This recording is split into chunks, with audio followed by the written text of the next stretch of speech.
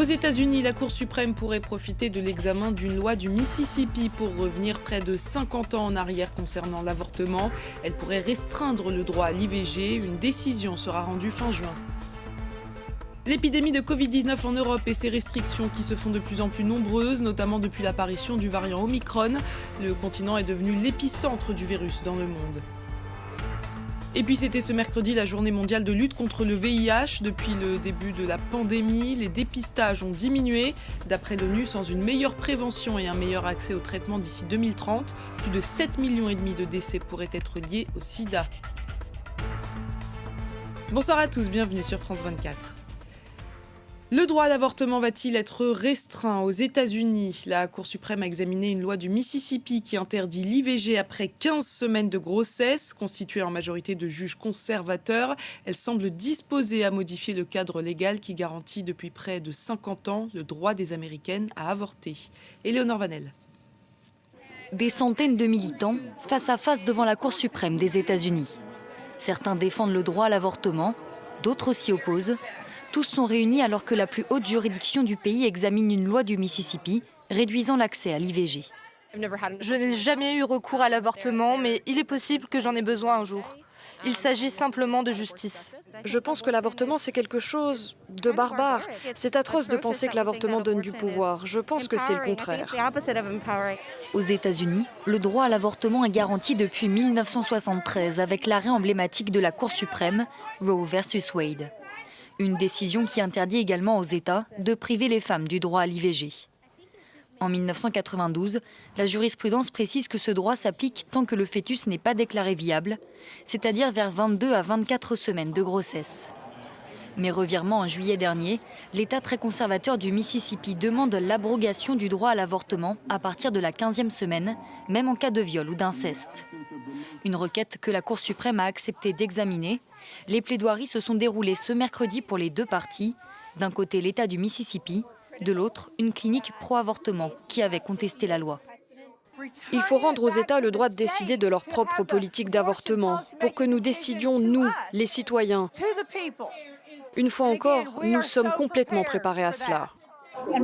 Nous avons essayé d'insister sur l'importance de ce droit pour permettre aux femmes de poursuivre leur profession, pour leur santé, pour leur vie. C'est pourquoi nous pensons qu'il serait catastrophique que la Cour retire ce droit. Jusqu'à maintenant, les tentatives des États de réduire le droit à l'avortement ont toujours été invalidées par la Cour suprême. Mais son équilibre politique a fortement basculé lors du mandat de Donald Trump. L'ancien président avait pu nommer 3 juges ultra-conservateurs, ne laissant que 3 magistrats progressistes sur un total de 9. La décision devrait être rendue d'ici 7 mois. Toujours aux États-Unis, dans le chapitre de la pandémie, le variant Omicron a fait son apparition sur le sol américain ce mercredi. Il s'agit d'une personne entièrement vaccinée qui revenait d'Afrique du Sud. De nouvelles restrictions devraient être annoncées par l'administration Biden ce jeudi, telles que des restrictions de voyage ou encore l'obligation d'un test de moins de 24 heures pour les touristes, même vaccinés. L'épidémie de Covid-19 en Europe et cette 5e vague qui déferle sur le continent. Le nouveau variant Omicron se propage chaque jour beaucoup plus. L'OMS met en garde contre la combinaison toxique, selon elle, de faibles taux de vaccination et de dépistage du Covid-19 dans le monde. Le point avec David Gilbert.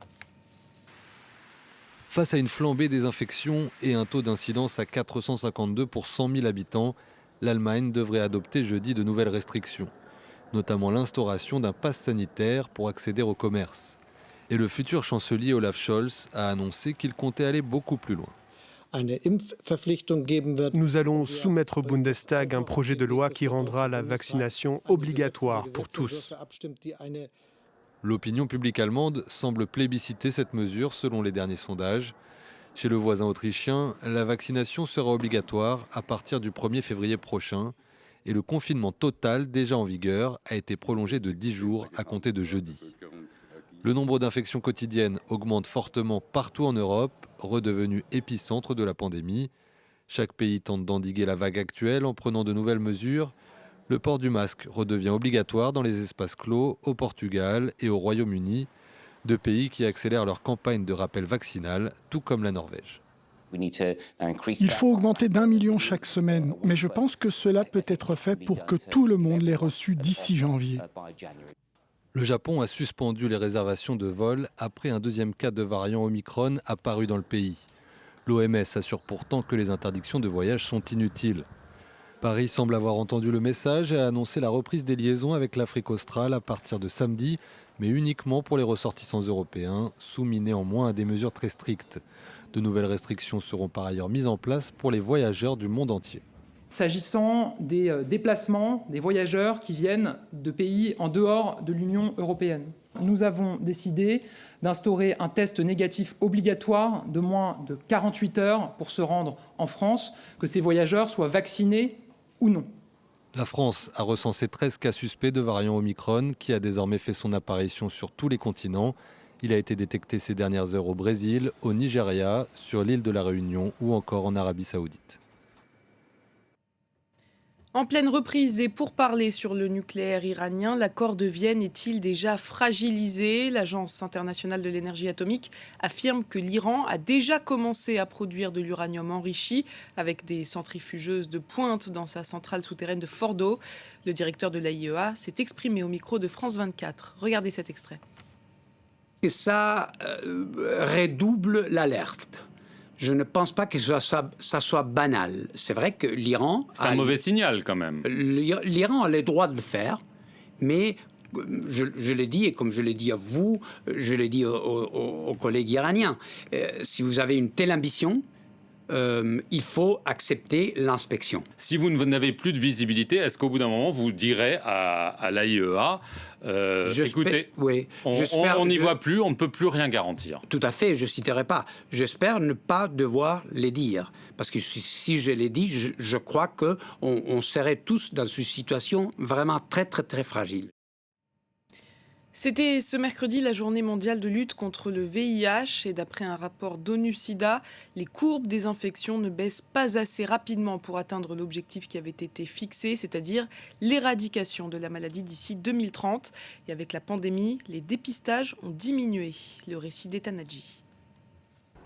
C'est un rapport qui sonne comme une piqûre de rappel sur la réalité des infections au VIH dans le monde. Premier constat d'ONU-SIDA, les dépistages ont connu une forte baisse en raison de la pandémie de Covid-19 qui a mis les services hospitaliers à rude épreuve. En France, par exemple, les dépistages ont baissé de 22% en 2020 par rapport à l'année précédente, selon l'Agence Santé publique France. Et 30% des infections au VIH ont été découvertes à un stade avancé, avec pour conséquence un retard dans la prise en charge individuelle et un risque accru de transmission du virus aux partenaires. Découvert en 1983, le sida continue de tuer. 680 000 personnes sont décédées en 2020 de maladies qui en découlent. 37 700 000 personnes vivraient avec le VIH aujourd'hui dans le monde.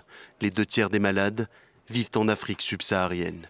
À ce jour, aucun vaccin n'existe contre le VIH, mais une trithérapie permettant de le contrôler a fait ses preuves. Des médicaments préventifs existent, ainsi que des autotests délivrés désormais en pharmacie.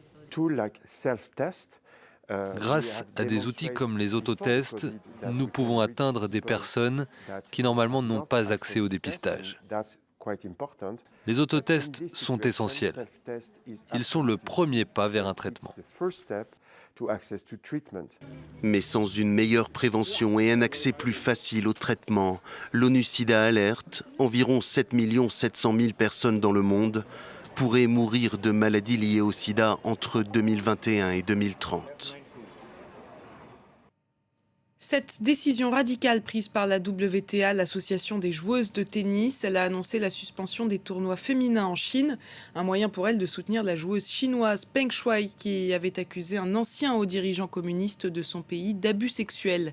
Les détails avec notre journaliste sportif Benoît Perrochet.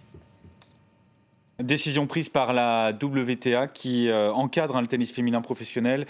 Cela a bien rapport évidemment avec l'affaire Peng Shuai, l'ancienne numéro 1 mondiale en double, 35 ans, qui avait disparu quelques jours en novembre après avoir accusé d'abus sexuels un ancien haut dirigeant du régime chinois, après que plusieurs joueurs et des pays comme la France, les États-Unis s'étaient inquiétés de son sort. Peng Shuai était réapparu le 21 novembre dans un restaurant de Pékin et lors d'un tournoi de tennis organisé selon des vidéos publiées par des médias officiels. professionnelle. Steve Simon, l'Américain président de cette WTA, a envoyé 2 emails à la joueuse et selon lui, ses réponses étaient influencées par d'autres. Je le cite, « Je ne vois pas comment je pourrais demander à nos athlètes de jouer en Chine alors que Peng Shuai n'est pas autorisé à communiquer librement. Aucun tournoi WTA n'était prévu avant la fin de l'année en Chine.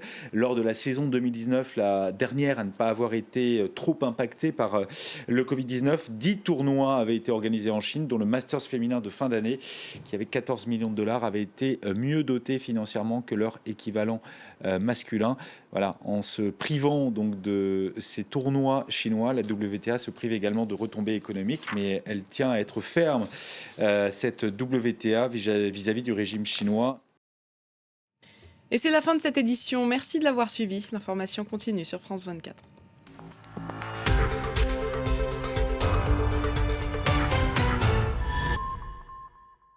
Cette semaine, le Paris des Arts pose ses caméras à Lisbonne.